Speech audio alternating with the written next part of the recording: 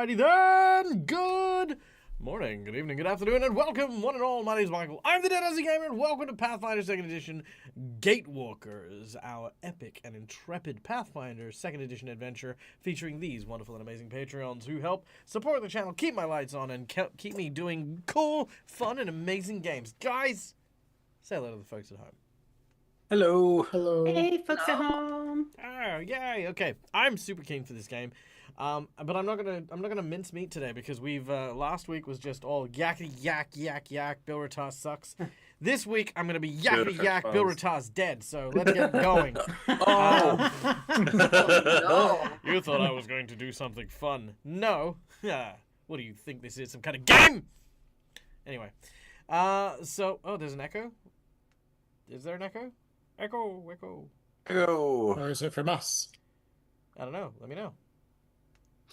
Who's echoing, Rotaria? Yeah, I don't know if someone's echoing, but still, let me know. Unless you have two versions of the show running, maybe. Okay, anyway, moving on. We have, of course, people to thank before we start every episode, and we start by thanking the people over at Fantasy Grounds for our VTT of choice, which you can see behind me, all the maps, all the tokens, all the dice. Go check out Fantasy Grounds. Fantasy Grounds is great.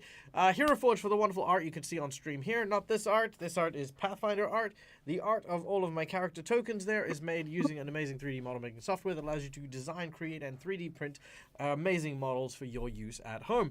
And then, of course, we have Sirenscape for the beautiful sound effects that you will hear over the course of today's session. All of the musical scores and the like that are played through our little thing is using a soundboard that helps immerse my players into the adventure that we are embarking on. Then, of course, we have joining us today our group of patrons. As I mentioned before, we have playing the role of Lushara, the former tailor, now adventurer since her time in the gatewalking journey. They are currently in possession of a second soul belonging to a person named Avalon, who she had befriended and potentially caught feelings for back on the planet Castrovel, and is currently trying to figure out why the fuck she's doing any of this stuff when she should be home doing her job, but she's not. She's here instead trying to get her memories back. Then we have Bill Ratar, the short-tempered dwarf barbarian, who is played by our dear friend Schooly Eye, who is on a quest of vengeance after a hobgoblin tribe managed to kill his mercenary company. Now, not only in the presence of the commander of said company of hobgoblins, who has now been forced to forge an uneasy alliance to try and get what they both want. Bill Ratar now apparently is on trial for having harassed the ambassador of the Hobgoblin relations from the Chelish Empire, and is now seeing trial to prove his innocence. So there's that. Rongul is an alien. He thinks he's an orc, but he's an alien. Sure as hell he's an alien. He is a friend of it, and believe it or not, and I want to tell you this story, Neil, because I feel like for you don't hear this story. This is the story of how Michael perceives Neil's characters. Once upon a time, there was a man who was dead. He was a skeleton. For some reason, this skeleton hated trees. He created trees in midair. He caused trees to be collapsed. He set fire to trees. At some point or another, he snuck through bushes in order to stab a tree to drain its fluids. And eventually, the tree's ire came back to bite that individual, shattering his bony skeleton and spreading it across the lands of Castrovel. So, how do we then play a completely different character to the one that we played before? What could we possibly do to play something other than a tree-hating skeleton bard? Do we play a fighter? Do we play a barbarian? What about a wizard who's very smart and intelligent, or an investigator based on Sherlock Holmes? No. To play a completely different character, we are playing an alien who's friends with a tree. So why is Rongul chasing everyone and helping us out on this big, grand, and amazing quest? Why is he helping with this quest? Because a tree told him to. That's... So, ladies and gentlemen, Neil from Immersion Diversion and his tree obsession in Gatewalkers. Point out you're the one who made him friends with the tree. I said you had to be an Hey. alien. I didn't say you had to be Yeah, friends with the you didn't tree. tell me how I was gonna show Yeah, I up. said you could show up with him. Yeah, I didn't know I was gonna be friends with him. Neither did I. So yes, then that's Neil. Then, of course, we have playing the role of Aelith, another dual-souled elf. This one with the soul of a astral scholar from Castrovel.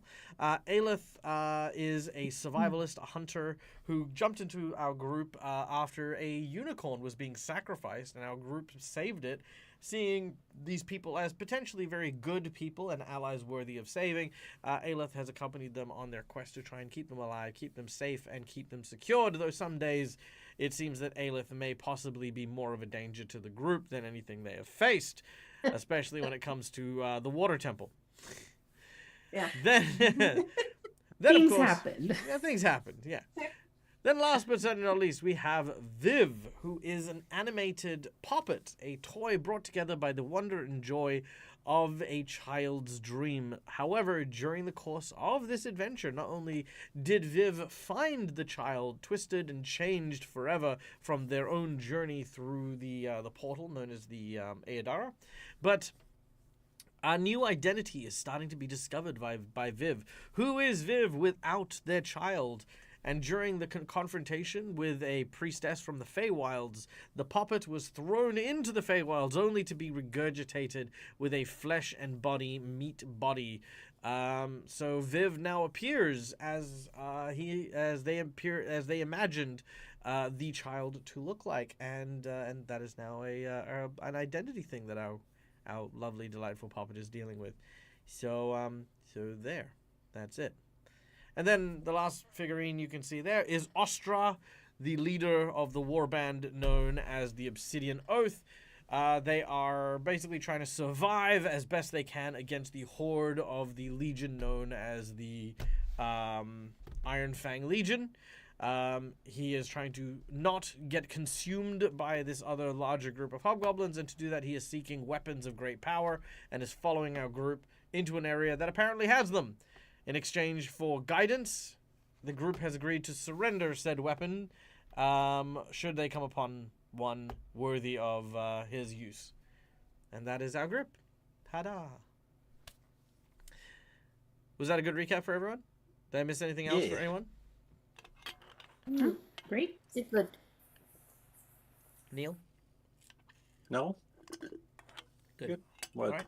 No, just no. Oh, I do have a worm in my brain. Oh, yeah? Yes. You do. Oh, yeah, you That have was- one that of was you. it. Yeah, that's It right. was- When they it were was on cool. Castrovel, they found a scholar named, begins with a W, Weathersby. Wothersby. Yep, named Wothersby, who is basically a librarian worm that lives in Viv's brain. Oh, Actually, actually, is Weatherby a famous scholar from Castroville? I mean, define famous. It would Rungle know him. Probably not. Rongo's like, I need a friend. Remember, he was one of the two scribes guarding the cache of knowledge, Yeah, yeah. memories, and stuff, and that's an elven thing. True, so, yeah. So, anyway, I just thought it'd be funny. donations, guys, ladies and gentlemen, boys and girls. Thank you so much to our audience members for being here and watching our show and having a good time with us. We have a number of donations that you guys can use in order to influence the game while we play. Starting, of course, with a number of donations that are just made through watching the show. These channel points can be redeemed at any point in time in order to influence the game. Inside bonuses, wandering bosses, divine intervention, divine healing, you fucking... Anyway. It's fine, don't worry about it. I can't kill anyone in my games. It's just impossible, and no one lets me. You done it. I let you when I can. You've killed plenty of Neil and Marcus characters. I really have, to be fair. To be fair, though, that We still have enough pales for into everyone comparison. else. It still pales in comparison to how often they get saved. Anyway, You got Callie once. I did. Why is this I'm getting people? I'm not getting people. Anyway.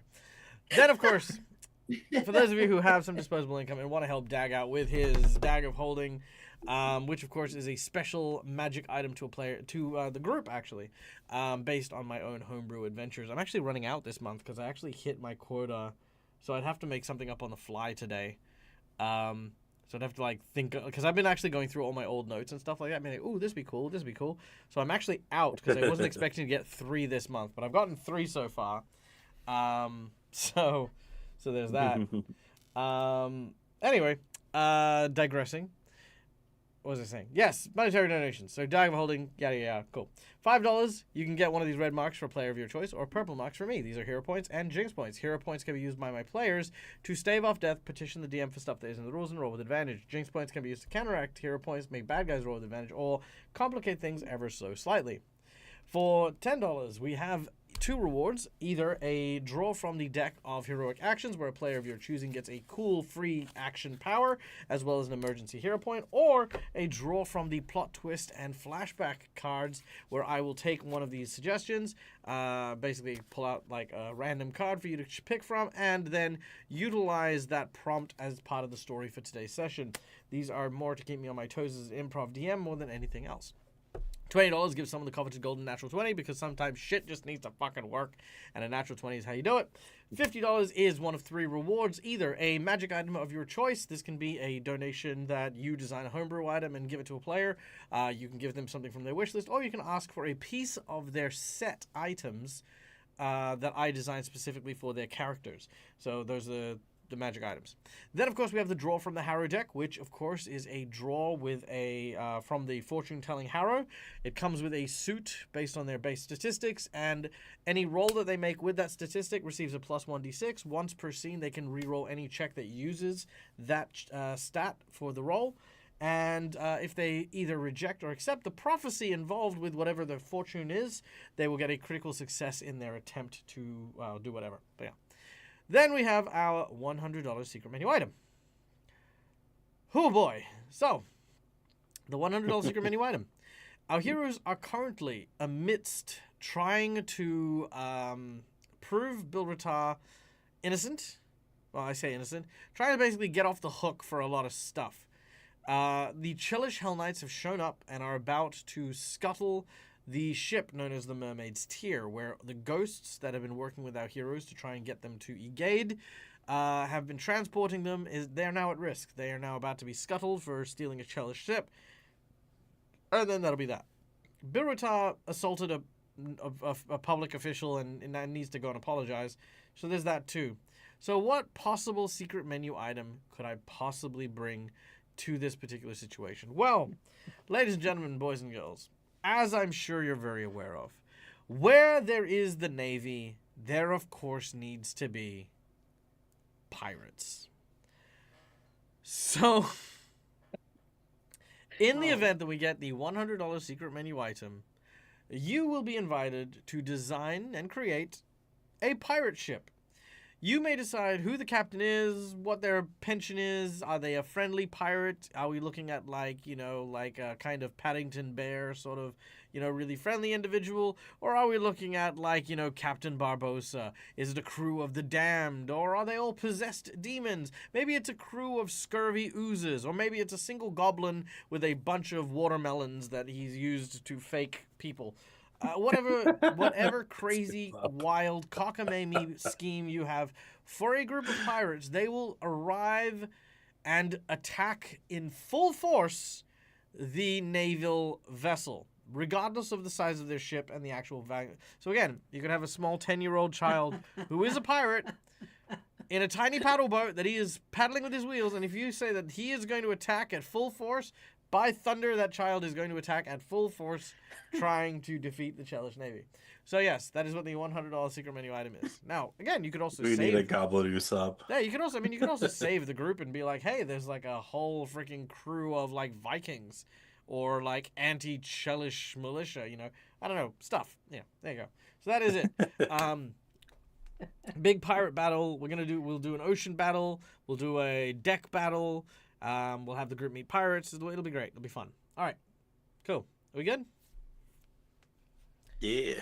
Sweet. All right. Without any further ado, let us begin.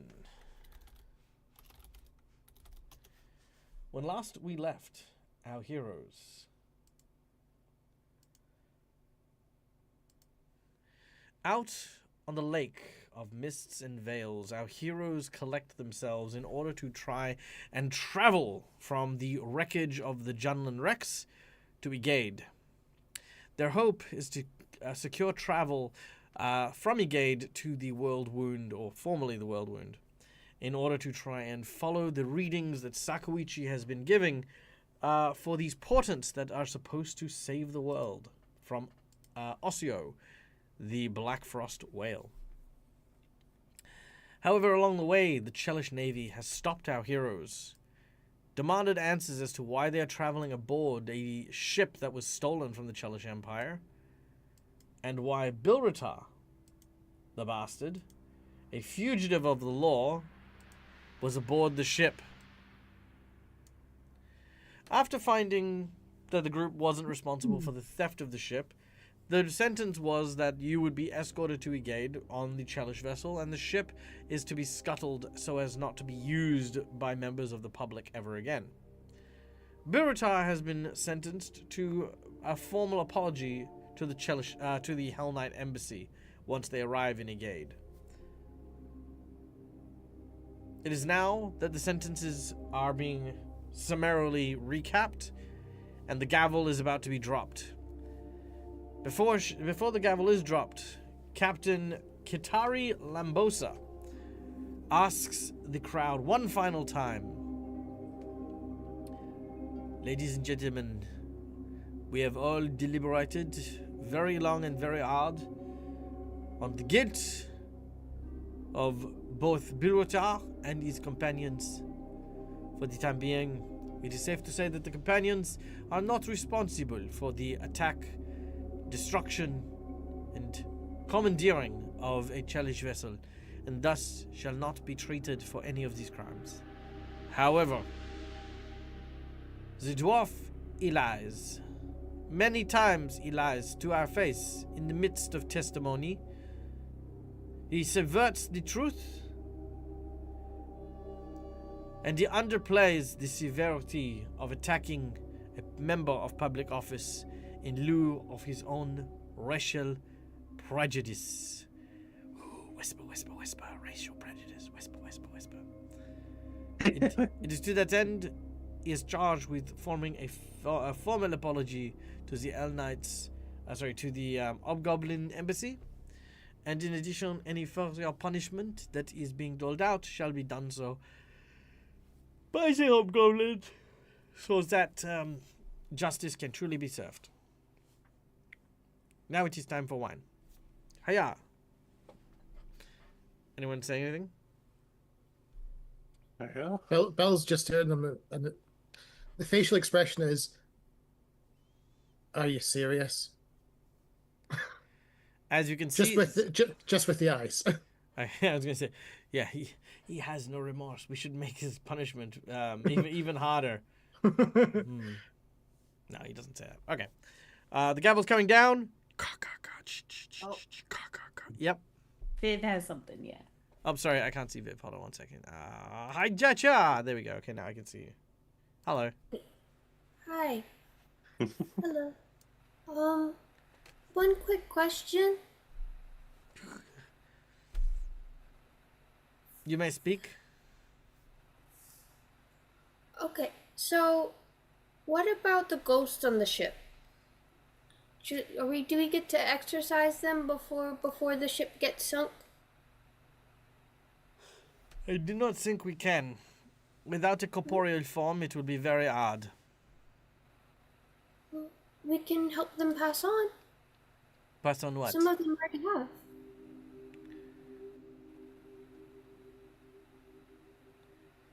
What would I you think like? we're asking if there's any ritual we can complete so that the ghosts aren't trapped forever. You wish under to the perform sea. necromancy? No, not necromancy. Just Are any of you priests? Well, I guess you're fresh out of luck then. I'm not a priest, but I might be able to perform a ritual that So can do basically it. what you're saying is I actually have no standing in any religious faction, but instead I will just make some shit up and wave my hands and bougie bougie and hopefully it will work. No, I have I have implements that help me with my magic. Oh, with your magic, I have religious esoteric artifacts, knowledge. things that are very relevant I have to exercising esoteric ghosts. knowledge. Yes, esoteric knowledge. Did you hear what I said, or were you busy talking over me? No, because you said knowledge over ghosts, which I have. Religious studies. Oh, I don't know much about judicial systems yet, but I think I was asking just because while their living forms commandeer the ship, does that mean that the spirits are still held accountable? Because then they'd be paying for that crime. Yes. Oh, I looked to Lashara. Is that how this works? For them, apparently. Oh, well, Oh I yeah, guess how does it so. work for you? Well, I Doesn't don't matter what know you do in that real life. it's- You just go up and go to heaven. You're like, Bob's your uncle. Don't need to be accountable for anything you did. No, they would go to the boneyard and get judged.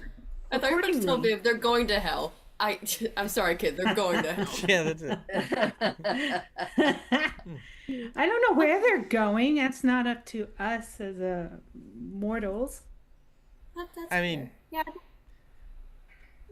To be short, though, yes, they are indeed held accountable in death for what they have done in life.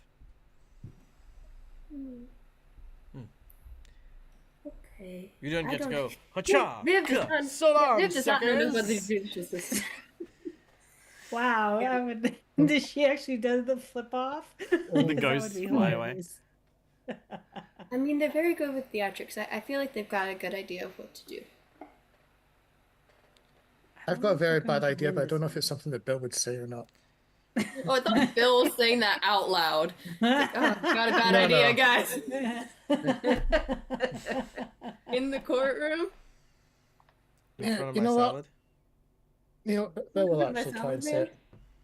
it. If you just scale the ship and they're still there, you're not worried about them just raising it as a ghost ship and dishonoring because it has your likeness. Would you not be better off just towing it back to the dock and Oh no, we will make sure that when we scuttle the ship, there will be nothing left behind. Even the splinters will not be enough to sail one of these people through. Well, if there's ghost people, there could be a ghost ship.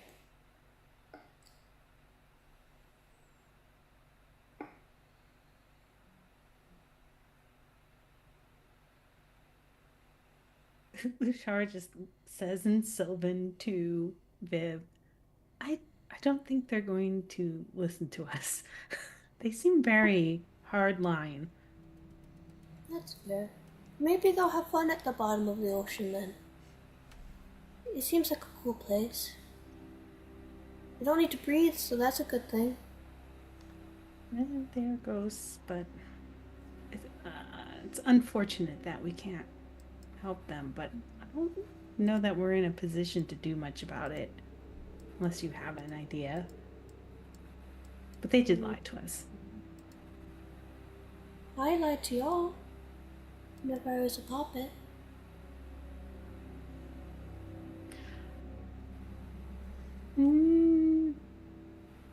It's not quite the same.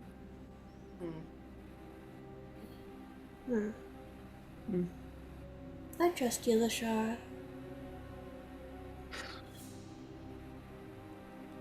She's just like, oh boy. Lashara, how does responsibility feel? She's stressing out. She's young for an elf. Okay. Well, I don't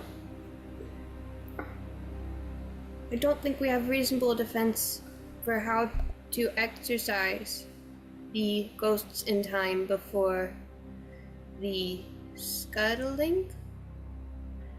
Yeah, I don't know anything about that, and they seem very determined that it must be a religious person that does this. They won't listen to Rongul, even though he says he knows things about ghosts and stuff.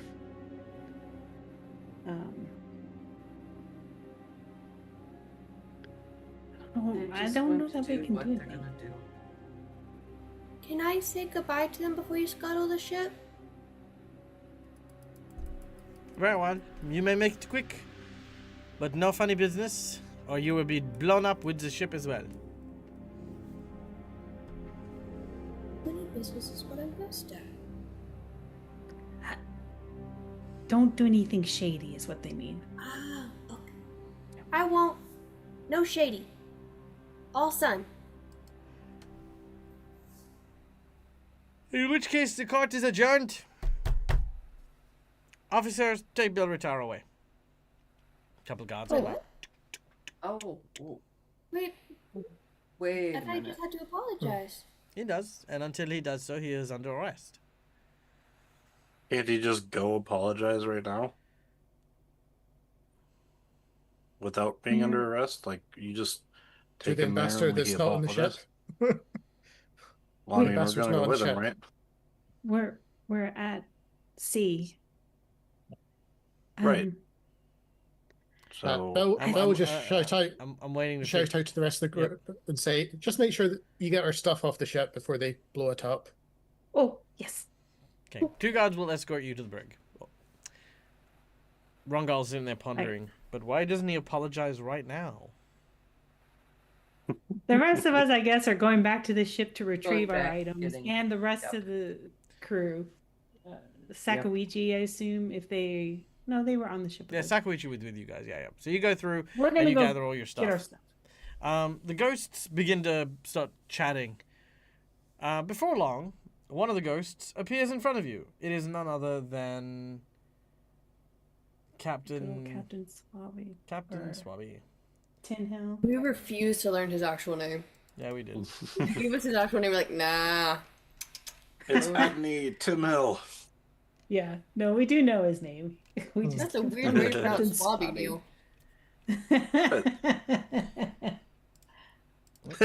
Ignore that. Oh, yeah. All right. Hi. If I may have a quick word with ye. Yeah. You we need to see, have a quick word. some of the lads and I have noticed that you be taking your belongings off of the ship here. What seems to be going on?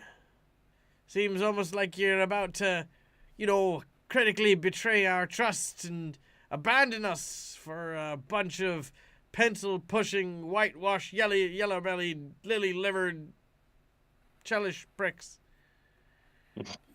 But Captain Swabby? but old Captain Swabby. old Captain Swabby knows better, right? Yeah, I think is they're kind of gonna blow up the ship. What? And you hear So- all the ghosts start going, oh, what? And you see all the stuff starts rattling on tables, the lights start flickering. They're very upset you all pirated the ship. The lights start flickering even more, just some rope starts flying around the place. I think can you Cap Swabby was able to leave the ship. Can't y'all leave the ship in some way? Leave the ship. Leave the ship. Yes. Why, boyo? Yeah. This Abandoned ship. This ship be our home. Your Every home's gonna be at board, the bottom of every the ocean plank. soon. I don't expect someone as young as you to understand. Home is not Captain just a building Swabby. with 4 walls and a roof. It's an idea, a belief that one day you'd set out to sea and find a place of your own. One free of those laws and rules and restrictions those chellish fucks try to put you under, and instead, running free, feeling the salty spray of the wind in your beard. How long did you have the ship before saying? 3 Before you days. died? But it's not the length of the time. You're not listening to what I'm saying, lad. You're 3 days. I'm just saying it's not where you rest your hat. And then, after we perished, our souls were here, forever bound to this life of freedom. And you ask if we can just leave? Yeah. Well, I mean, you did abandon the ship and travel with us and recruit us, so clearly you can I didn't abandon anything. I went for help so that we could free ourselves and resume our quests upon the sea. I didn't realize that I was inviting aboard our ship someone who was going to sell us out to the Navy. Well, you all are pirates, yeah? Aye, That's aye, pretty aye, much aye, it. aye, aye, aye, aye, aye, aye. Just go take someone else's ship. Well, Oh no. I don't imagine pirates are meant to be stuck to one place for too long. Even if it's a place that moves, aren't you meant to always be going around and finding new things, including boats? Make a diplomacy check. Diplomacy. Always pirating. Always Every stealing. day I'm pirating. Oh damn, nice. All right, not bad. Okay, they go. You have an excellent point. We should do what we want. We should sink the challenge vessel, and then sail freely upon the sea again. You hear all the ghosts go, What? yeah! No, no, no. Maybe you need to pick better targets. Like who? Someone who's not the cellist. They seem pretty gung ho about sinking any ships that you take. They really do. And yeah, they kind of they aren't reclaiming the ships. They're just sinking them. So maybe go for people that aren't gonna sink their own ships if you take them. What was the name of Matt's crew again? Was it the Wolf Gang or what was it? the Smiling Wolves. Smiling wolves. The Smiling Wolves? Did they have They any don't have big ships. giant ships? No. Oh, okay. No, they have little rickety rowboats, essentially. Gotcha. Just say they could go take their ships, but they don't have them, so. I'm sure the ocean is vast and there are plenty of ships just waiting to be plundered by adventurous ghost pirates that are not Chelish related. Or you can stay here and be sunk, I suppose, but I thought you might want to, as Viv says, go adventure and be pirates. From what I hear, they've also got land ships.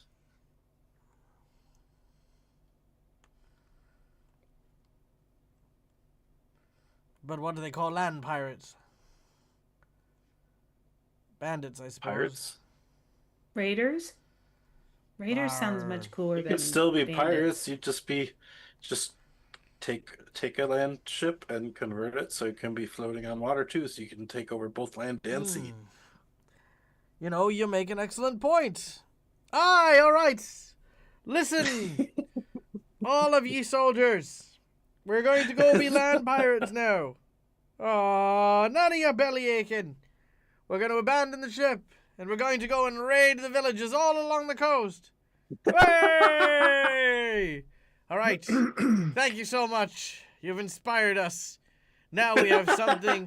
Now we have something to live for yet again. We're going to pirate You're harder than welcome. we ever did before. Merchants and spice wagons. We're dead. What are the Chelish going to do? Kill us again? Ha ha ha ha!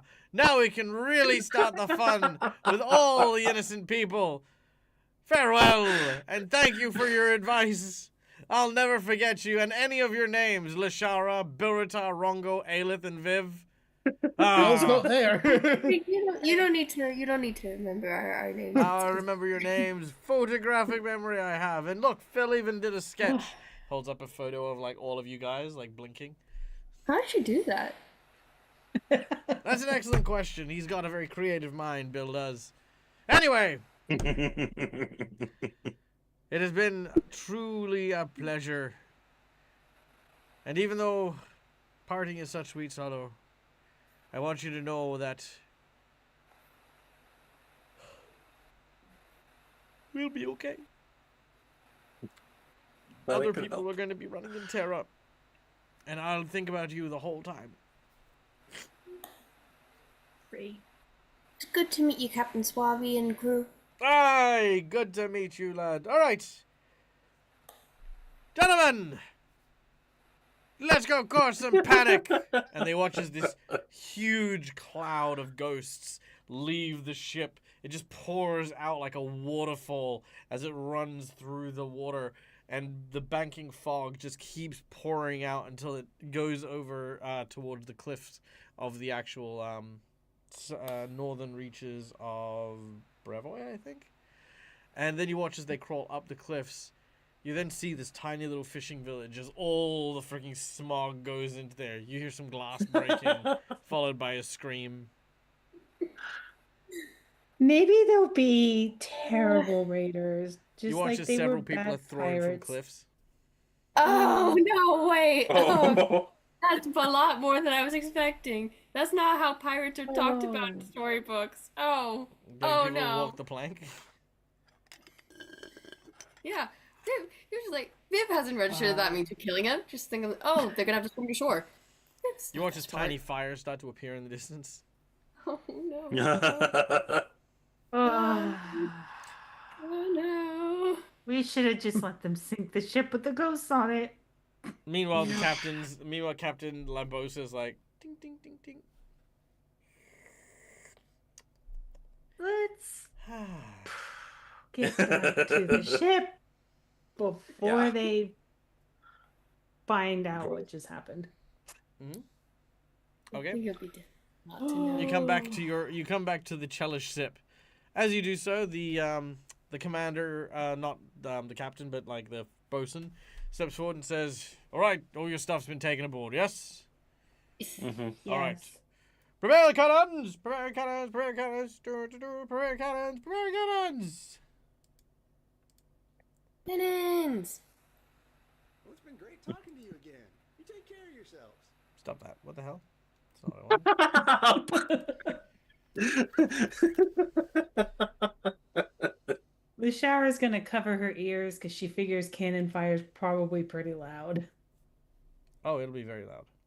Yeah, she's just like this. Yeah. Okay.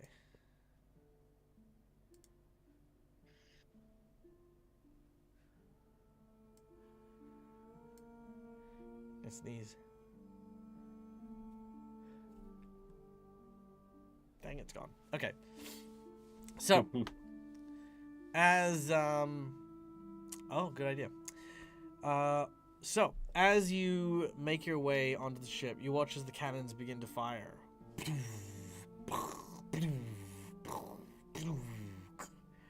And then you watch as something moves Salute on the the ship. rafters.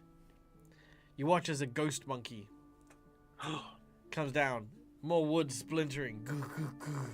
The monkey is yelling at the bits of wood as it rocks across the deck. It tries to push the planks back into place, but it's a ghost, so it can't push things into place. More of the explosions happen. Oh. You watch I'm as trying to get the monkey's attention. Jump, monkey, it, jump! it starts Jump! to As I reach my hand out. It starts to sink, and as it does so, you're Jump, monkey! you're leaning over the ship. You're quite a distance away. I mean, I don't know if you realize this, but generally when you open fire in a ship, you don't park next to it. Right, Yeah. right. Generally, Oh, true. generally Oh, a pretty bad idea, Neil. So you got some distance, but you know, the monkey goes to the edge of the deck and starts like howling as more of the cannons start firing. And then you watch as the ship starts to sink, and as it does so, You're a ghost, you can't drown! the Jump! the monkey starts to climb up the mast as the mast is now sinking. It's like yelling everywhere. For the love of God, jump! The monkey looks around and it sees your ship. It backs up and it attempts to jump. It leaps off the ship. Please. Oh, no. As it leaps, with 90% being the exact thing I needed, the wind catches it and it lands on the ship. Yay! But the ship goes away and the Yay. monkey's sad and it cries. It just wishes it was dead. Oh, God. Dag! Did Michael, did you make a Dad chose Ghost violence monkey. against our emotions today. I did. I couldn't kill anyone last week, so this week I'm gonna make everyone just This is dead what makes you inside. happy. This is what brings you joy. It's the suicidal ghost monkey. And he can't kill himself either. He just Between the emotional trauma of 7 he dooms. gets a gun, just goes click, and just nothing happens. This is not TOS. Oh, hey, you found a friend, Viv. Ghost monkey that wants to die. Oh, jeez. That's okay. He's also a barista. He can make you a depresso. Guys, we need to make sure Dad gets to kill at least one person each session. Otherwise, this is what he becomes. I always take the fall at someone else this time. Here, if Bill's apology does not go well, you might get his wish. That's true. That's true. Okay, well, you watch as the Are you ship. done with the suicidal ghost monkey, Dag? Are you done? Maybe. You watch as the Rongo's just like, what do ghost monkeys eat? I don't know. Ghost peanuts. Ghost bananas. As I will try you- to find some. As you watch the last remnants of the ship sink beneath the waves, the cello ship begins to move. There's a drumming.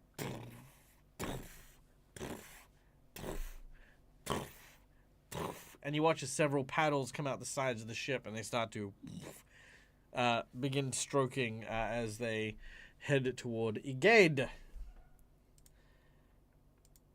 Berota. Guess where you are? I'm in the break. Oh, You are in the Bella's brig. going to ask, since he knows he runs his mouth, to pre-plan There's a there's a his guard apology. that's taking you there. You can yeah. Yeah.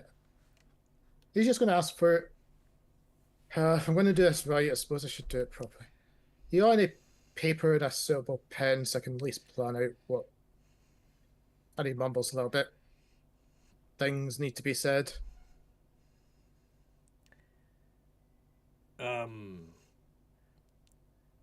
A pen and paper. Aye. Oh yeah, no, I've got one right here for you. There it is. Oh wait, that's the pen. Hold on, let me get you the paper as well. Okay, there you go. There you go. There's pen and paper.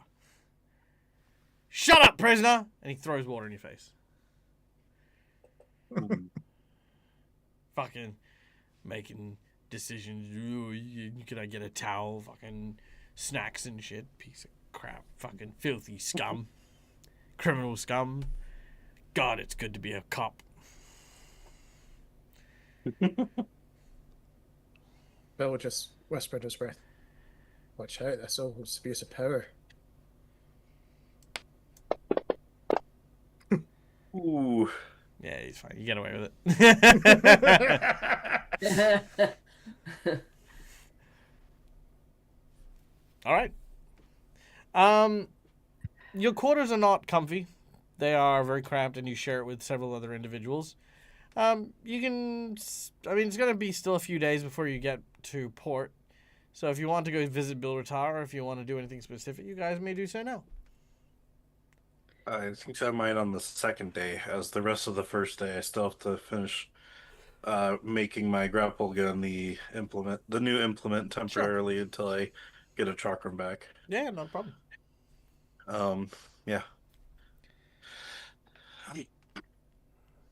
So, assuming we can get to the Briggs and actually go see him, rather than actually talk to Bilratar, I'm gonna just I'm gonna speak to him in his mind. Okay, go ahead. So that no one can hear us otherwise. So what's the plan after this, Bilratar? You make it sound as though there's a plan. Yeah, you're right. We never have plans. But that's what makes traveling with you guys so fun. But someone tells me this embassy is not going to accept a simple apology, though.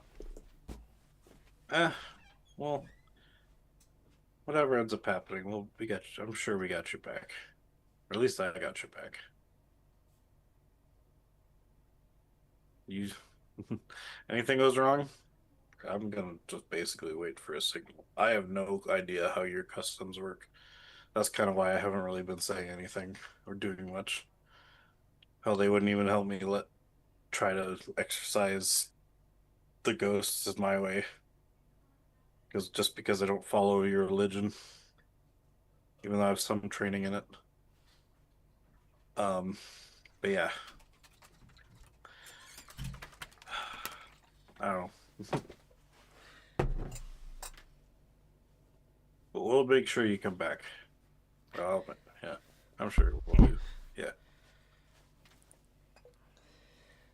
Just watch for us. Anyway, you for need anything while I'm smoking. here? Huh? If you want to make me feel happy, make sure Ostra's constantly growling and never has a smirk on his face for the rest of the trip. I've been trying. We'll see. I love calling him out before when he said that you took his fish, and I'm just like, there's plenty of fish in the sea. He's like, freaking. I was like, yeah, yeah. Anyway, yeah, I'll keep an eye on him for you.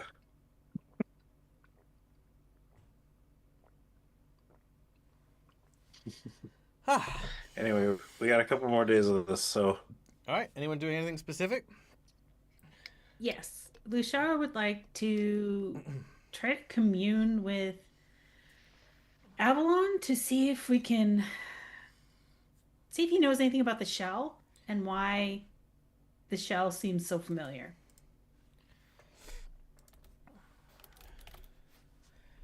Very well. You commune with Avalon.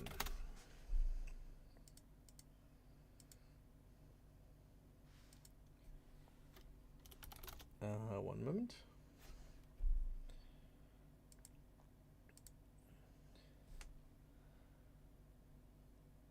Oh my. I shouldn't push that button. But I want to push the button. Don't judge me, right? I've typed in something for a theme of music. There's a button. I'm going to push it. There's a button. Because I don't know what it sounds like, and I will never know what it sounds like unless I push it in this very moment. You are all going on an experience with me. We are above table at this point. All right.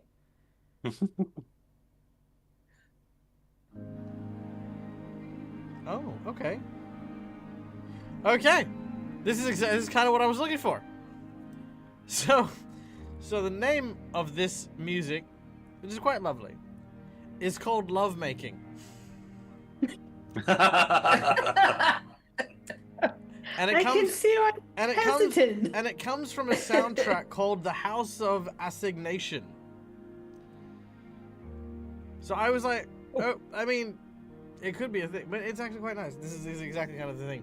All right, as you commune with Avalon, you find yourself back in the garden at the top of She Who Walks with Seasons. You remember it very clearly and very, very vividly as you meditate and find yourself in this place, and Avalon is in a tree. He is doing what he usually does, having his sketchbook out and drawing in charcoal. Lashara. Hi, Avalon. Hi. Hi. How are you doing? Well, I mean, odd experience. Yeah, well, it's a little interesting. It's like constantly being able to watch a movie and you don't know where the ending is, I guess.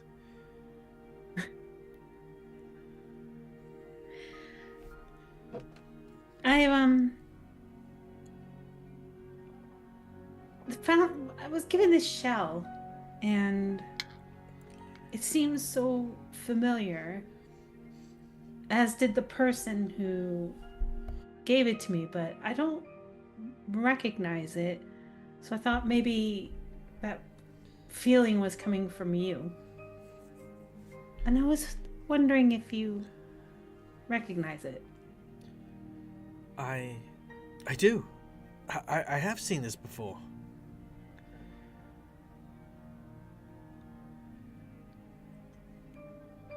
He goes over to the water, and as he does, he brushes the surface so that the tension creates ripples in the wave pool. And then eventually he slows his hand, and the waves stop, creating almost like a mirrored glass over the top of the small pool of water. At the bottom, you see thousands of these like brilliant azure and cobalt swirled shells that look identical to the one that you're holding.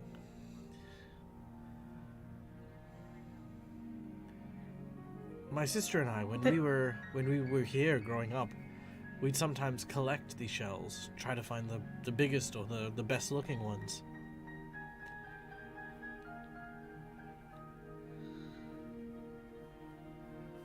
That's so odd. Where did that you it's find on it? here on Galant.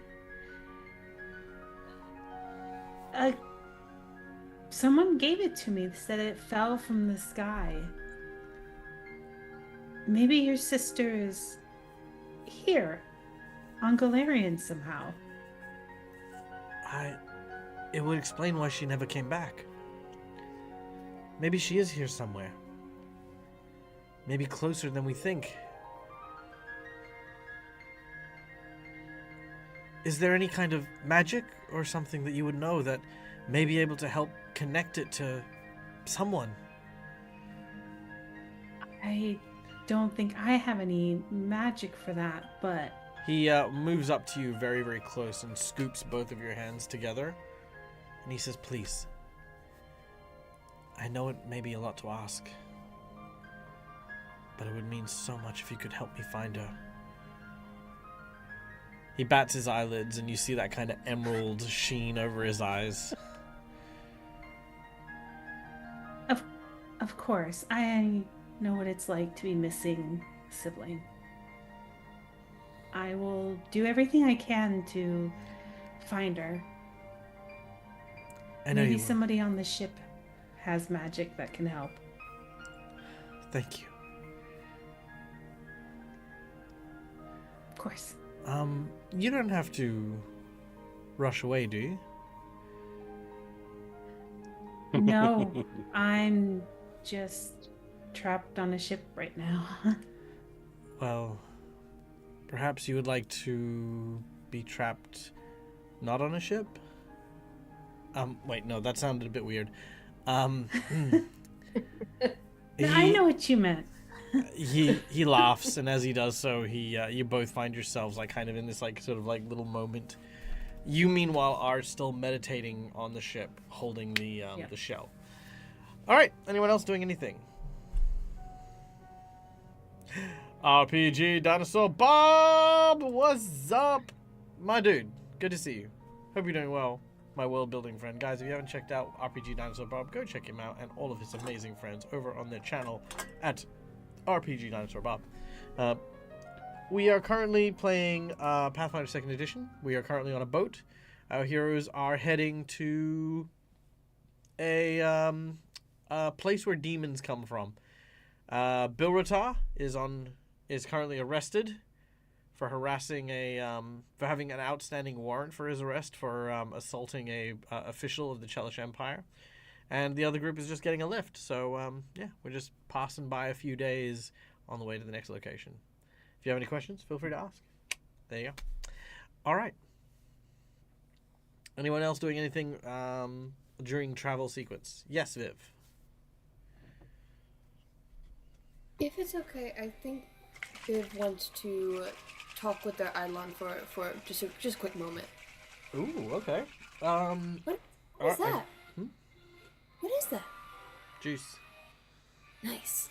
I'm just shaking it over here because, I like my juice to be very aerated. No reason. It's just tasty. All right. I will summon my Eidolon. Also, where's that music coming from? Is that me? I don't know. Yeah. All right, there we go. Cool. I was like, I don't know where that's coming from because I'm not listing anything. It's fine. Anyway, Viv, you approach your Eidolon. Hi. Hello. Oh, hi, Mr. Undertaker. Oh right. Sorry, you're talking to the Undertaker. I thought you were talking No, to the no, no. Eidolon. I thought you did the Undertaker's voice, which was why I was saying, oh, No, hi. No. The Eidolon just has a neutral voice. Oh, okay. You've never spoken to your Eidolon. We're like episode 40 something. I wanted to. We just had a lot on our plate. Yeah, I know. So this is just his voice, man. No, it was just because the way it came through on my end, it sounded a bit gravelly for a second. And I was like, oh. No, Undertaker has a little bit more of a raspy voice. Yeah, that's what I heard. Yeah, because no, it was like, no. He's hello. Hi. Would it help if I put a British accent on? Does that change things a little bit? Hello there. Whatever How's it makes- going? Top in the morning. Evening, Gov. Hello. I'm really sorry. We haven't really been able to talk. I really wanted to. I hope you've been okay. Well, I'm not really sure what to say. I want to say thank you for everything you've done. You really helped me a lot. I don't quite know what you are. For a while I thought that it was just kind of me, but two. But after what the witch lady said, you're from somewhere else, aren't you? I thought you're just a part of my mind, but are you something else?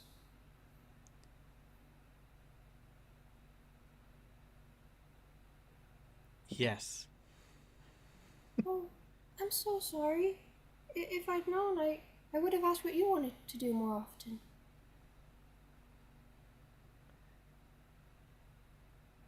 It's I okay. thought Oh. I think everyone's laughing at the same thing I am. You've asked a lot of questions and you've apologized for not letting him speak, and then just continued to just not let him speak the entire time there up until the point he got to say yes to the one thing. And I don't know if you did it on purpose or not, but it was so good. It was so very good. Griff talks a lot. They don't realize he talks a lot.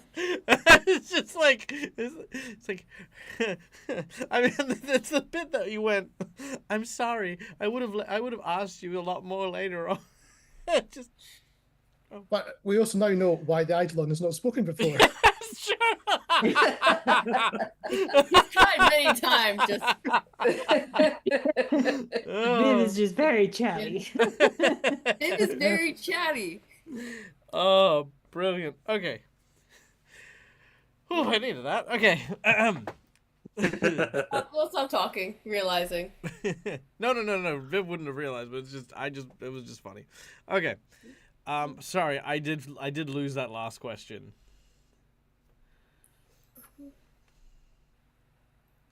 Well, can I learn more about you then? What would you like to know?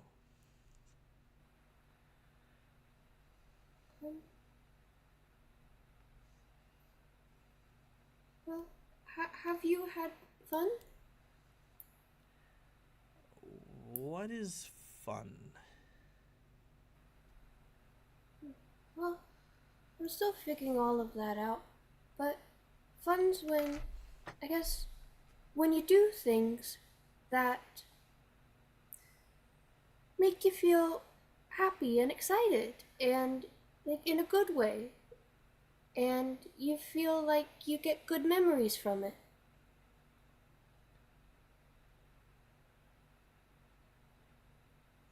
No. I'm so sorry. It's okay. I don't know what good is, or fun, or not fun, or bad, or not bad. I am here because of imagination. And I am what I am for who imagined me. If you imagine a friend, then I am friend. If you imagine me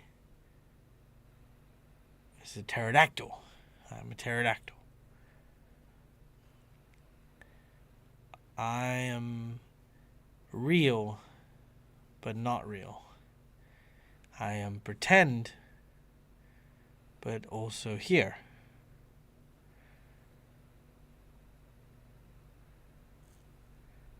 I get that, kind of. It's a bit hard to remember what that felt like. Well, wasn't really feeling, so, you know. Oh gosh. Do you ever imagine anything? Maybe, is there any form you'd want to take? You don't have to just do what I say. I don't think so. I can't. I am a thing. You are a creator. Creators create. We can't change. But if the creator creates us to change, we can. But if the creator doesn't create us to change, we can't. Golly, this is a lot. You've been my creator since the beginning. I didn't know anything before you, and I don't know anything after you. So as far as I know, you're pretty great. I think you're pretty great too. You've helped me out a lot, even when it's gotten scary. It's 'cause I want to.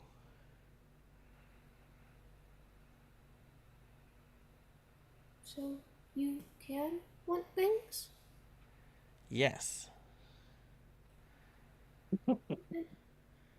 Is there anything else you want? I want to serve you. I want to make you happy. I want to keep you safe. And I want you to have fun.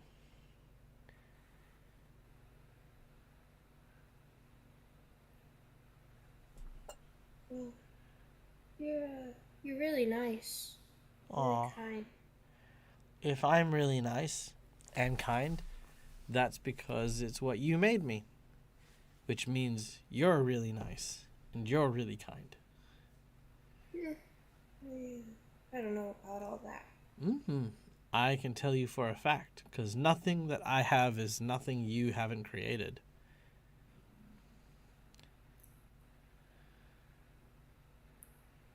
You can't really ask if you want to do anything yourself or want anything besides me, because then that would just be giving you that want outside of me, wouldn't it?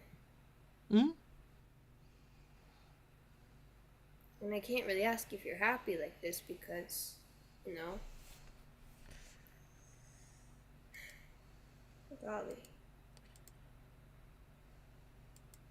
Is it okay to feel sad that you don't want things?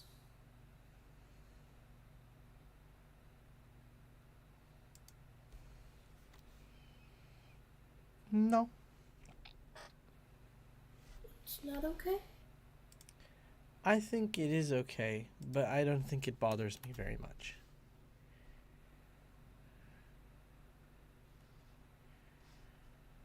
It's really weird. You're a lot like me, except when I was like you, I couldn't really talk. I guess if I could, I would just be saying all the same things. But the difference is when you want to, you can give me a voice. And I can have a voice. And then when you don't, then I don't need a voice, and I don't have one. That's a lot. Oh my god! Cut me the fuck off this thing! And you hear a voice coming from the side of his head, which is just this mouth that's just yelling. Oh, you're still here? Yes! Oh god, yes, I am still here. I've been here the whole time. I'm sorry, Mr. Undertaker. It's fine, it's fine, it's fine. I just didn't want to interrupt. It was a very, just grab the side of my, just grab the side of my lip. Just grab it. Just, yeah, pull it off like a band-aid. Like a band-aid. What? Ah! Son of a bitch! Okay. As you rip off and you now hold this floppy, limp pair of lips that are speaking to you. Okay, look. Hi. Hi. Just... I'm sorry. I was trying to give you your space. But this, I swear if I had to listen to a second more of that. Look, kid. For what it's worth, I can't look you in the eye, so just don't stop. Just look at the lips. It's fine. Wait, 1 second. What? Oh, I got it. Puts it on a piece of paper, then draws eyes for it. Okay, I got it. Okay.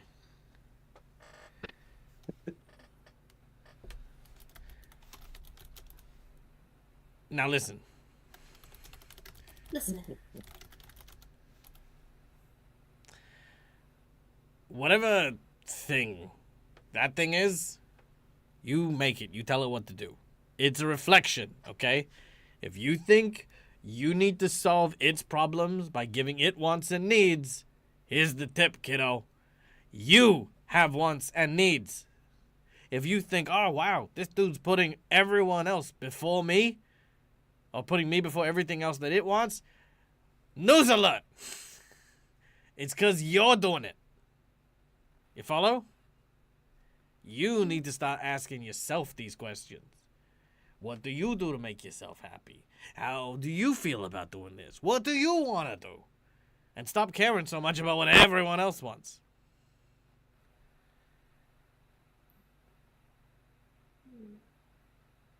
Can I still care about it a little? No. Oh. Cold break. Fuck him. Okay, Let me maybe put I it. won't go that. Let me put. No, not literally.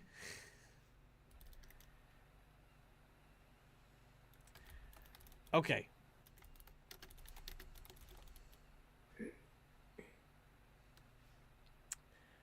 Look. Here's the tip. Yes. Old friend over there, he's not a friend. I know it's gonna sound mean. He's not real. He doesn't have feelings. He's like a meat robot. Yeah, no. But here's the thing. You gotta send meat robot into battle to die over and over and over again. He is more than just a pair of clothing you used to wear to make people pretend like you were a person.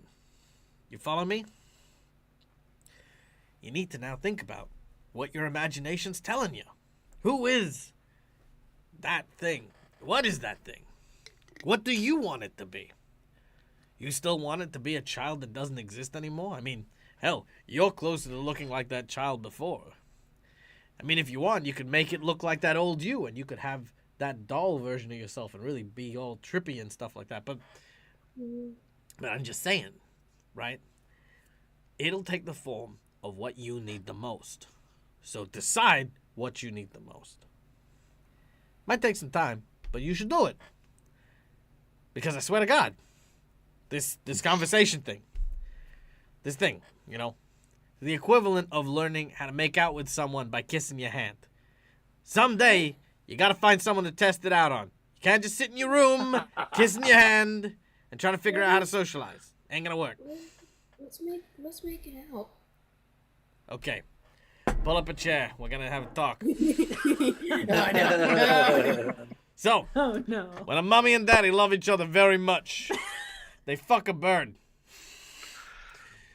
You're really how- interesting, Mr. Undertaker. I know. Anyway, look, I'm gonna stick around for a little while longer because I don't want to be thrown out to sea. Okay, just don't tell the others about me, but also just stop talking to your ride along. Okay, it's gross and it's weird. I was listen. All right, I'm like 2 days old in this body, about 6 months in the old one. I'm trying here, okay? Hey, look, time doesn't mean anything. Birith's been around for like 100-something years, and he acts like a fucking idiot. How long have you been around? Oh, you don't want to ask me that question. Wait, you calling me an idiot? Why would what? It's fine. Don't worry about it. Look, what I'm saying is it's not the length that you've traveled, it's what you do in that time. And you've already done more than some people do in their entire lifetime. That's true. And you have way more people who are not effectively giant potatoes with eyeballs painted on that you could go be talking to. I do have a lot of friends now. You do. And you know what? You don't need to talk to them about every mishigosh thing that seems to be happening right now. You can talk to them about some of the shit that they're going through. Like Rongol having migrated to a new planet. Or Aelith having, I don't know, like religious problems maybe. Who knows? I don't know. Does she have a religion? Does she have a god? The elves had gods. Oh, did they have gods? You ever heard of Findalandra? She's very good. She's very good at knowing a lot about the Fae. I think that's where she comes from. Not as much as her religion. She's just really, really knowledgeable when it comes to like cool superstitions and stuff. Yep. That's good. Yeah, do that thing. Talk about that. I'm now New Jerseyan. That's the thing. Just evolving into New Jersey. Evolving, yeah, that's it. That's what happens when you fight an evil blue dragon. Maybe. I get what you're saying. I'll be more present with my friends. I wanted to know exactly what they are, but now that I do, I have friends now. They don't need to be that for me anymore. Exactly. All right. Just wanted to make sure. Good. Now you go out there and you make some real friends. You want to be friends? No, never. Not in a million years. No, I am not your friend. Please leave me alone. No, don't be sad. Don't be mopey. Don't be mopey. Not everyone's gonna be a friend, and that's okay too. We don't need to have that conversation. Everyone doesn't have to like you. Now fuck off. Can I still get you sweets when we land? Yes, you will get. That's the only reason the mount is here. I thought you said so I didn't get thrown overboard. Also that. You're a lot sometimes, but I think it's entertaining. I'm glad. I can't see the look on your face, so I'm assuming you're telling the truth. Okay, well, where do you want me to put you then? I'm just leave me in the room and go away. That sounds weird. No, it's not. I'm gonna come out and you're singing weird shanties because you forgot that your mouth is on the other side of the world, and I'm gonna have to explain to everybody why I still have your mouth singing shanties. He is the ghost in the ghost ship. I'm drawing you with a really bad mustache, okay? Your paper's not gonna look flattering. He's just like.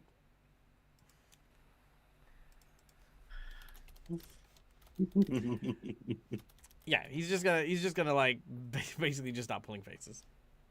And we will set down the paper after drawing a less than flattering mustache on it and leave the room. Very well. Okay. All right. Well done. Anyone else for something before we press on? Aelith is just gonna go down, check on Bill. All right. You head down to the brig. One of the guards attempts to stop you, but realizes that Bill's really in for a misdemeanor more than anything else. He shouldn't be denied visitors, but you do have your pocket searched and your weapon taken from you if you allow them to do so. Reluctantly, because she just doesn't want to deal with that stuff. Okay. Yep. So, Easy done. They remove. They'll give you all your stuff back eventually, but like they'll take the stuff off you so you can go talk to Bill Retire.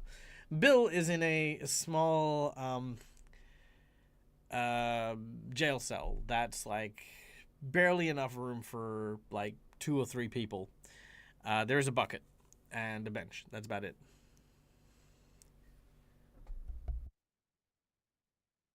how you holding up?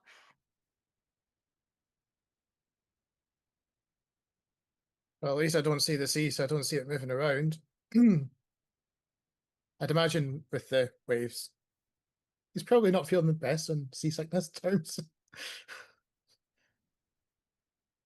Being a dwarf on the open sea.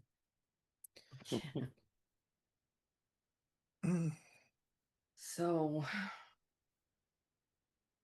any ideas on what you're gonna do? What you're gonna say? Mm.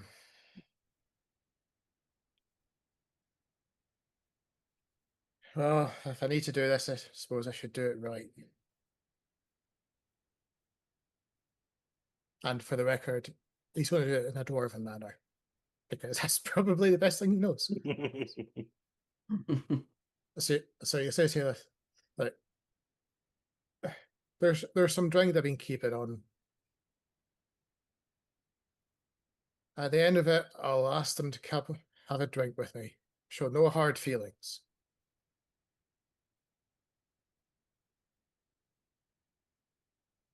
Just make sure we actually make sure that's part of the stuff that comes with me. Oh yeah. I can already see Dad planning.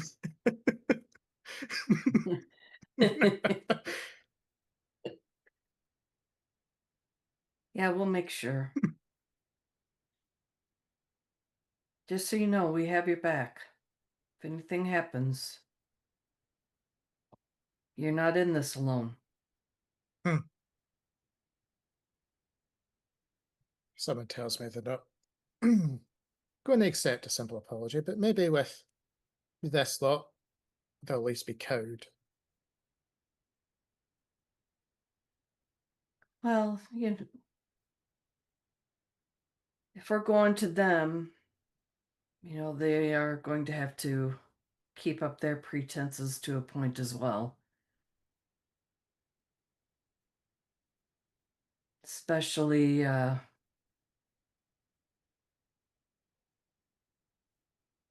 not wanting to show how much they despise the dwarves, at least outwardly. If that's what they were accusing you of. Quite. It is a diplomatic embassy by the sounds of it, so they wouldn't want to piss off everybody where they're at.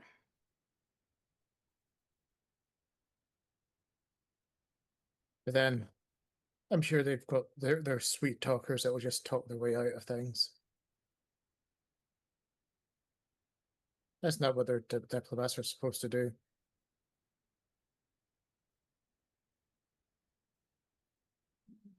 All right. As long as you have a plan, we'll watch your back. We'll get you everything that you need. Just let us know if these guys aren't treating you well. At least we're getting some food while we're here. That's true. And no one's cutting my beard. Yeah. Yeah, that's true. At least we have something. Well, if there's anything else you need, just let me know. Will do.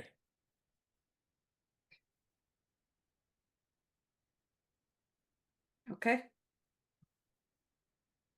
She'll head back up and let the rest of the group know that we have to make sure we have everything Bill needs.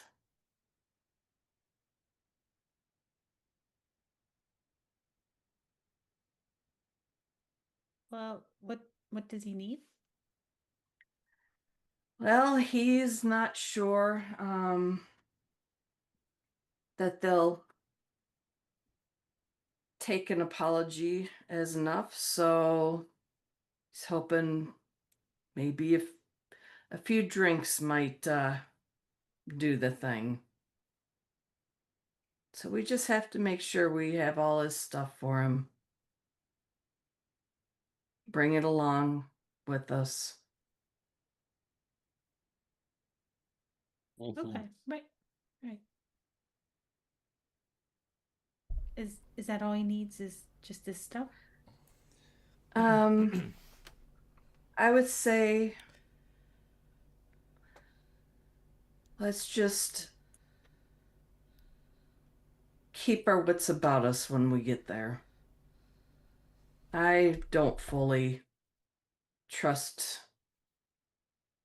that the hobgoblins might not try something.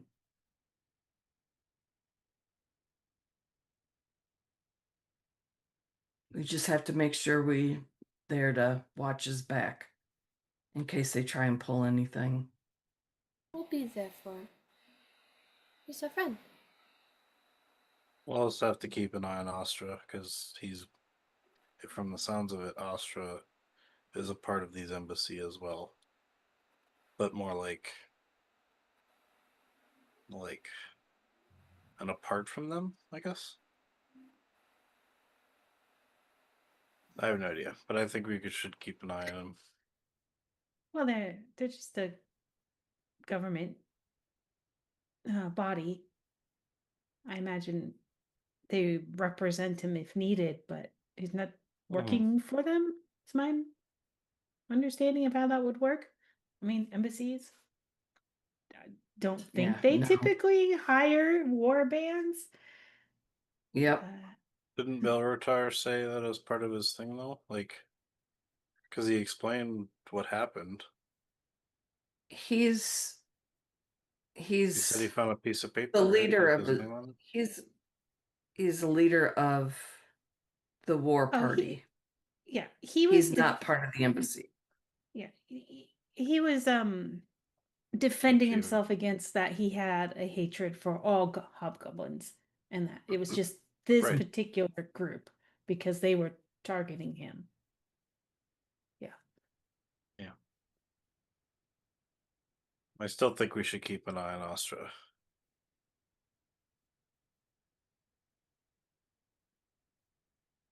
I don't know where he is right now. Looking around, Astra is just on the deck, kind of almost in a mirrored position as he was on the Mermaid's Tier, doing the usual, just waiting to drop a line when he can and chilling out and enjoying the sea breeze. Right. Now that he's no longer piloting the ship. Or... Yeah, pretty much. Yeah. He seems fine for now. All right. Well, yes. Yeah. We'll keep our eye on him when we get to Igad, and try to make sure he doesn't cause any trouble. Yeah. Okay. Anything else you guys would like to discuss, or are we good to proceed? I just have a DM question. By all means. When my chakram was destroyed, would it have destroyed all the runes that were on it too? Yes. Ah, damn it. Okay. Just making sure, because I know you can peel them off and essentially put them on, but... You didn't peel Yeah, them they were off as destroyed. the weapon was being disintegrated, Yeah. no. Okay, I was just making sure. Cool. Just one small thing. I think at some point while we're sailing, Viv will very nervously approach, I think, Rongul first. And just we'll ask very shyly, and this doesn't have to be a big thing, just if they can learn about what life is like on Castrovel. You'd like to know what life is like on my planet? But yeah, of course. And to save time for Michael, I will then proceed to tell Viv all of the different creatures I have seen there, um, and all the different types of cities, and all the oceans and stuff like that that I have seen across my travels. Viv is listening very intently. All right. Yeah. So, the next few days go by reasonably well, as eventually our heroes make their way to Egade. It is another 3 days of this journey, which go by relatively easily. As you arrive, one moment.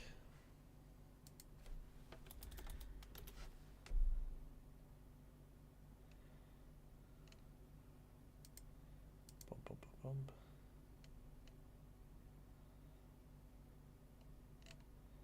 Brindletown, Brindletown.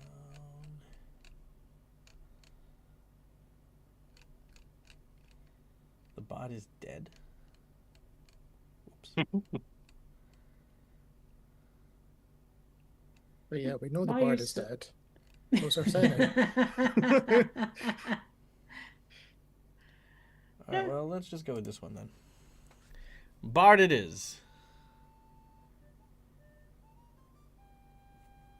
Nice. Alright. The city of Egade, a hustling and bustling port town with a wide and robust culture of people traveling through, in, and around this small port. Yada, yada, yada. So let me just pull this up here. As you arrive in Egade.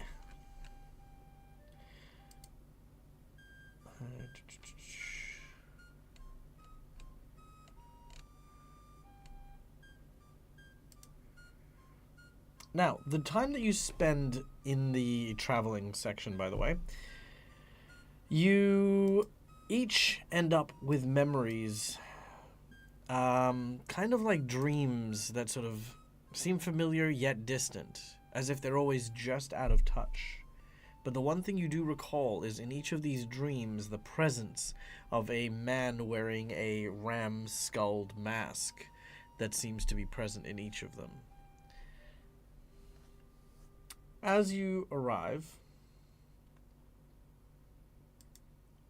this individual approaches your vessel. Ah, Captain, it's good to see you. We weren't expecting the Chela ship to arrive for quite some time now. Yes, no, please do not worry. We are only here for a short period of time to restock supplies before we head out. Tell me, is the Hobgoblin Embassy still functional here? Yes, the ambassador's been here for quite some time now. Made himself quite comfortable, shall we say, within the town. Why do you ask? Tell Ambassador Marks that we will be bringing a visitor by this afternoon. Mom, I'm the dockmaster, not a... She gestures and several guards come out with a small bag of coin. The arbor fee... He looks and he counts it. He then goes, right away.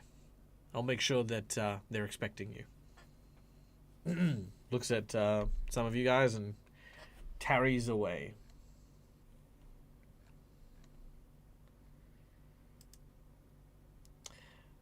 The town seems a little on edge, should we say. It is the second largest city in the Mendevian province, and the last stop on the river road for trade.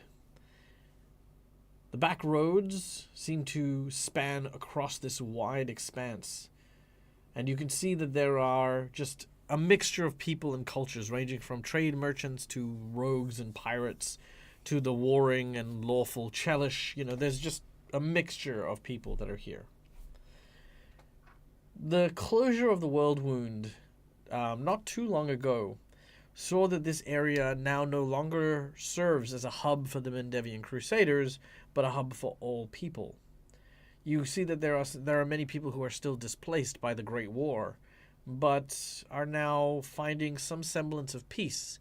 Scaffolds erecting new housing and new buildings, and a multitude of new and exciting wares and places for you to visit. But around every corner is just proof of the war-scarred lands that this place once was. The gods prepare Bilratar for transportation, tell you all that you can find your accommodations, and if you would like to meet Bilratar or even come with, then they're heading over to the the embassy now, so that the apology can be just over and done with, and that will be that. We will go with. All right. I think on the way, Viv will be asking questions about what the Great War is that they were talking about, but just as we're walking. They tell you that when Aradin, the god of humanity, died, a crack appeared in Sarcosis.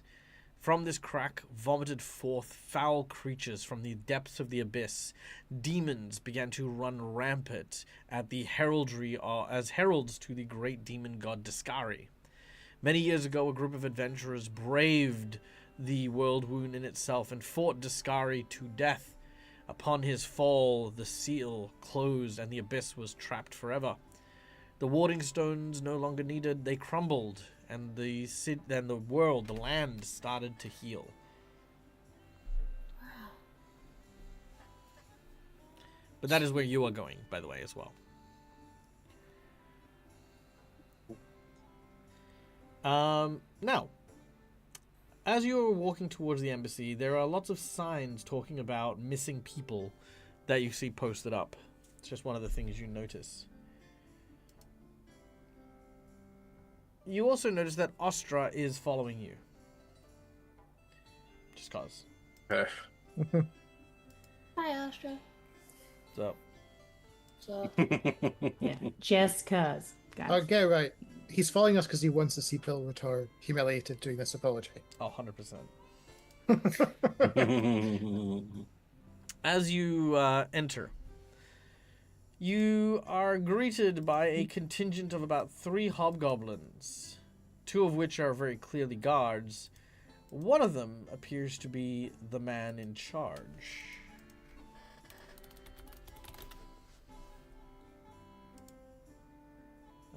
Nope, not that dude. Let's see, not that dude. Not that one. This dude, there we go.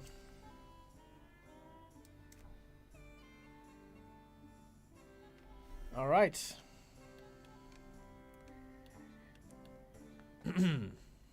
So,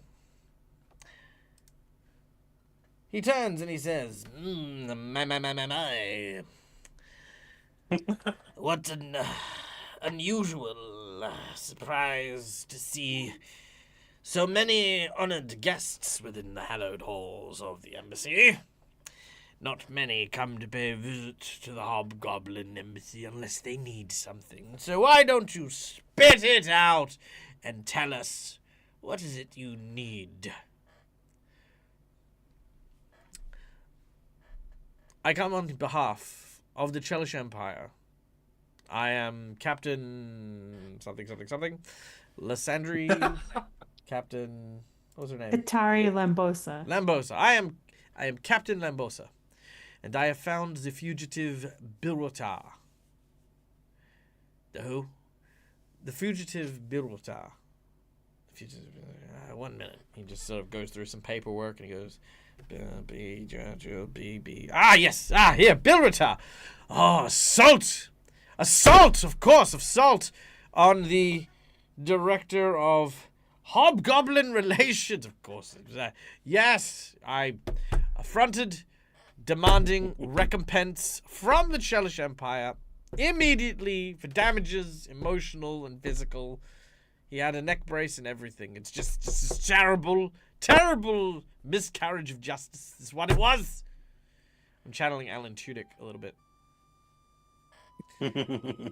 As she says, Monsieur, what I mean to say is that we have apprehended Bilrota, and as per the extradition treaty that we have with the Hobgoblin Empires, he is required to perform an apology in presence of the representatives of the Hobgoblin embassy, and then it is up to you to decide what happens from there, depending on, of course, the apology itself.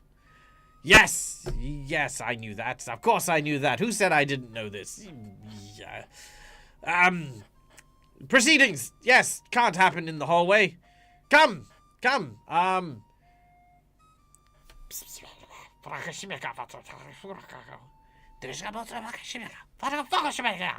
He goes, right this way, to the grand room. As he starts to guide you towards there. He seems to go around the same pillar like 3 times. As he does so, he's looking ahead of himself, and you watch as 2 other hobgoblins seem to be moving a pool table out of one room and just away. As eventually he then just sort of like, ahem, behold, as he throws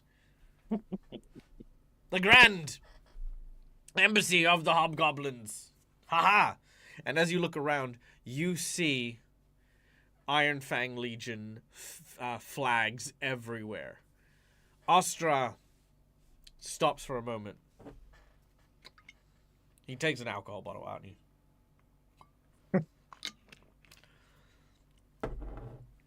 he actually stops for a moment. And he'll grab Aelith. You. Sorry, I didn't learn any of your names. If I were your friend, I would turn and leave this place. As much as I want to see Bilrota squirm, he's not going to leave there alive. This building, this isn't an embassy anymore. They all work for the same warlord. And I ain't going to be caught anywhere near these people. So I'm out of here. If you were smart, I'd make a break for it as soon as these Chelish knights are gone.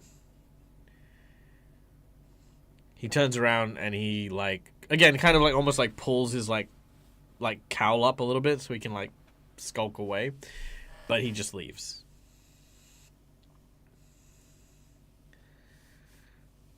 I'm going to go up to the rest of the group. I'm going to speak to Lashara in Elvish.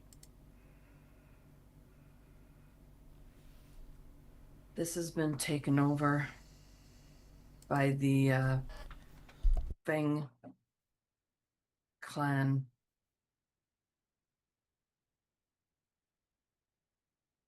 Right.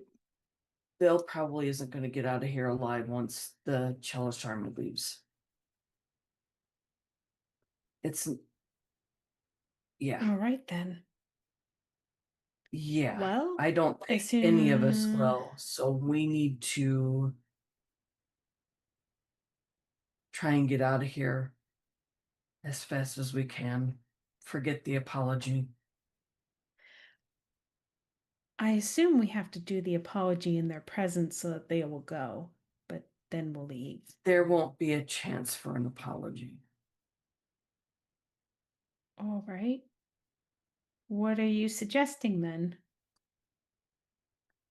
So just to be clear, you do not have time for this full-blown conversation. Yeah. You are okay. Yeah, absolutely. Yeah, you're like literally. Sorry. This is absolutely just as you're walking into the chambers.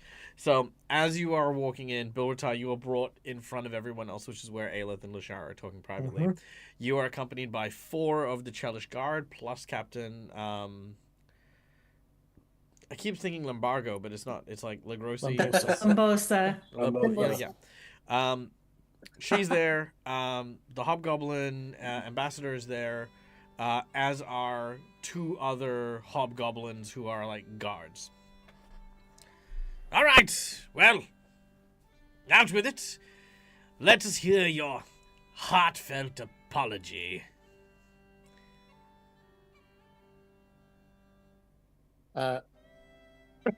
Is that moral support from Viv? Yeah. We do it, Beth. Okay, so. Well,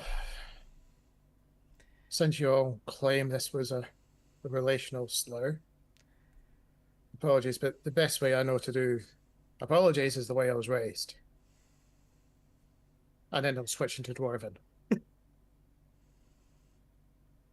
And then he'll give a speech in Dwarven, which, who knows if they'll understand, basically along the lines of, well, I'm sorry your guy was weak enough just to be bowled over by a little shove. Or weak enough to actually be injured. But maybe if he'd given me what I'd wanted, things wouldn't have escalated. As he'll just do a long, semi-long speech in Dwarven. Oh yeah, he'll listen. He'll nod. And in response, he says back in Dwarven, I would probably have chosen a much better way to sign my death warrant than to assume that the great and proud Hobgoblin Empire would hire ambassadors who don't speak other languages. Yep. And with that, he tells them to seal the room. His punishment is death. And then 4 more hobgoblins move to the exit, slam the door shut. The Chelish soldiers move to aid the hobgoblins, because that is the lawful thing. So, you have, to recollect, 4 guards of the Chelish variety, Captain Limbosa, 4 hobgoblin guards, and the ambassador. While I am doing this particular setup for a map I don't have, let's go through who speaks Dwarven. Anyone? Just Bilrata. Just Bilrata. Very well. None of you have any idea what the fuck is going on. I'm going to give each of you a moment to simply have your character have an internal monologue reaction to what has transpired. Yes, starting with Rongal. He's just thinking, because he hasn't been able to do anything this whole time, because he's just been going along with their customs since I'm from a different planet. As soon as things escalate, he's like, finally some escalation. It is Oh, a fight. I can do fights. yeah.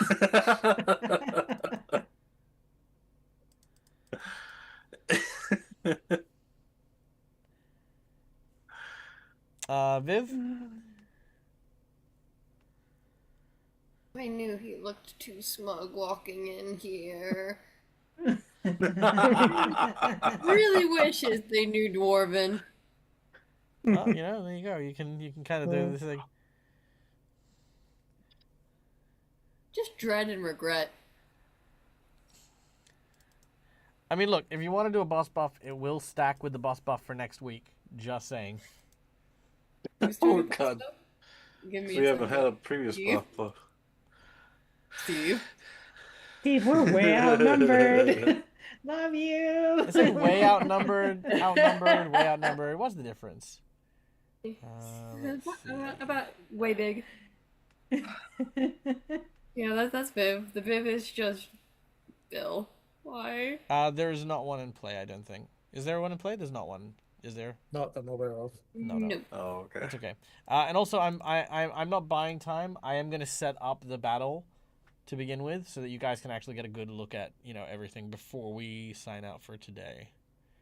Gotcha. But if we have a boss buff, I might also look at it and adding some stuff to the terrain too.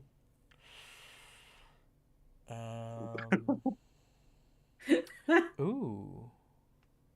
No.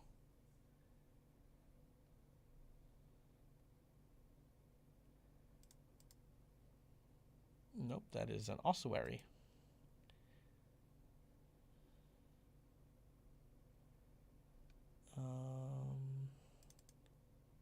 Oh, perfect. I love this.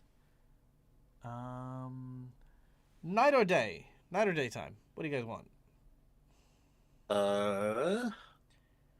Nighttime. Nighttime. All right. Okay, here is our map for everyone. Buff to an NPC provided by OG. Oh, yeah, that's right. Ooh. Yeah, the vampire hunter. Okay, cool. Oh yeah.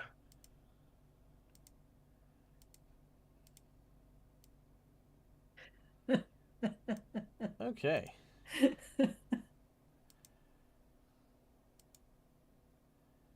Oh, this map looks really cool.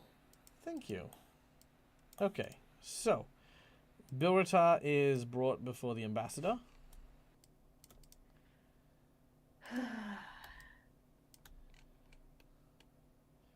Maybe I need to make the squares a little bit bigger. And the shower is Yeah, there we go. thinking. I don't know what he said, but apparently they're just going to attack us right in front of the Chelish. Great. Okay. Great. Uno. Dos.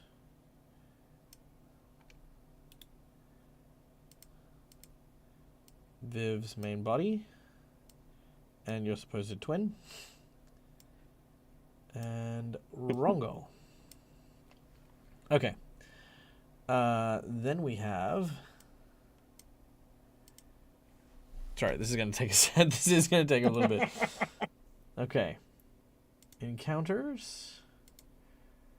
We have. Oh boy. Yeah, what's going on in in Ayla's mind right now? Oh yes, yes. Ayla's mind. Aelith hears the Dwarvish, and she hears the ambassador speaking back to Bill.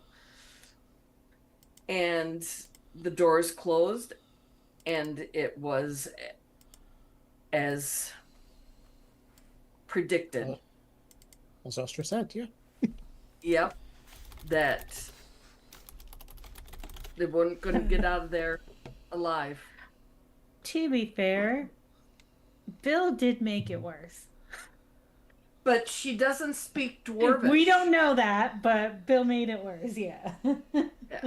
Yeah. So we have she has no idea what was said on either side. And then all of a sudden the doors were closed, and it's as she was warned.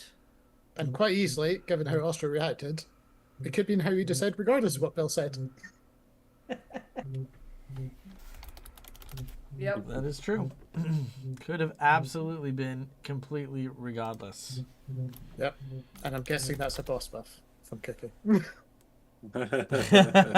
Cookie. Thank you, Cookie. Because life's not hard enough right now for the party. Get another 50 and we'll get a tag of holding. No, it's kidding. Oh my god, do not buff the boss twice. I Buff mean, another enemy in here. I mean, I It's wouldn't not do even the boss. Why do I have to keep throwing beef between tables? I keep getting caught in the crossfire. I didn't do it. Oh, gee.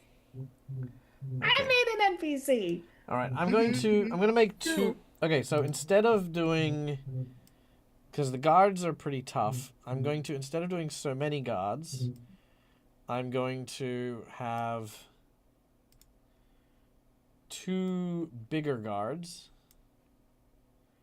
instead of 4 big guards. But they'll be fine. You guys will handle this, I think. Maybe. Now. Better action economy. Yeah, correct. Yeah. Okay, so those are the gods. Then we have the hobgoblins, of which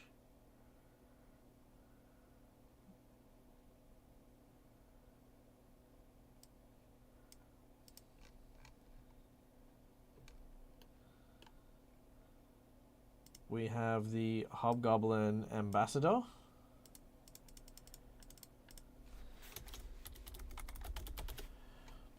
we then have 2 hobgoblin archers.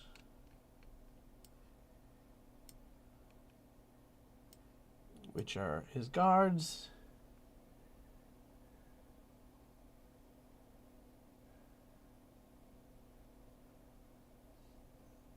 And 2 hobgoblin unnamed soldiers.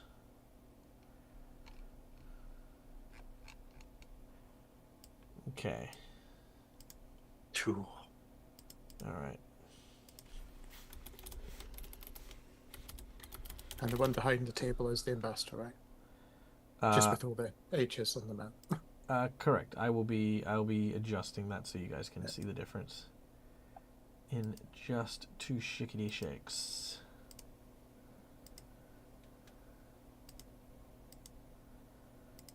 There we go. All right. Give me my... Go away. Combat tracker. Okay. So, Hobgoblin Ambassador. So, there he is. Boom. And then 2 of the Hobgoblin soldiers. 1 and 2. All right, there we go. Although these dudes will probably have one guy here and one guy there, because they're the ones who closed the door. And then we had these 2 guys. There we go. Cool. Easy done. All right, so there we go. That is our... Is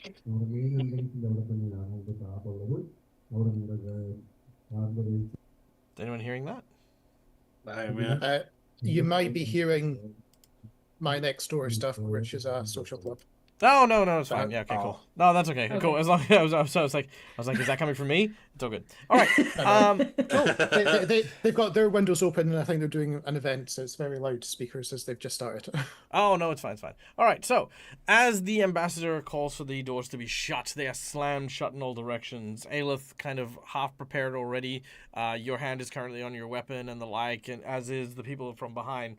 Bilratar, you are of course in the most vulnerable spot. You know what? I'm just gonna trade this out a little bit just to be a little bit fairer to you.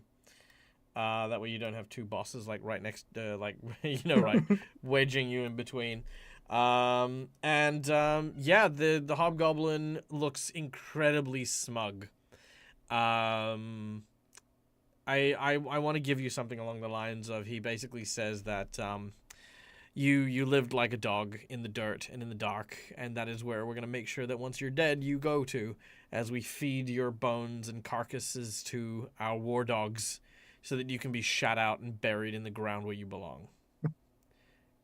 Which in Dwarven is actually very poetic, Yep. Very flowery, which is not very Dwarven at all, you know what I mean? It's like, yeah. You talk too much, As the boss buff transpires, though, this is when we get to see what the Hobgoblin Ambassador is actually made of, because the Hobgoblin Ambassador has the ability to buff his teammates as he uses a war cry.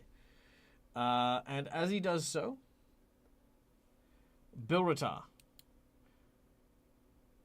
for the duration of the battle, all creatures within 60 foot that attack you or your allies gain advantage. Actually, 60 foot's huge. Let me just double check that real quick.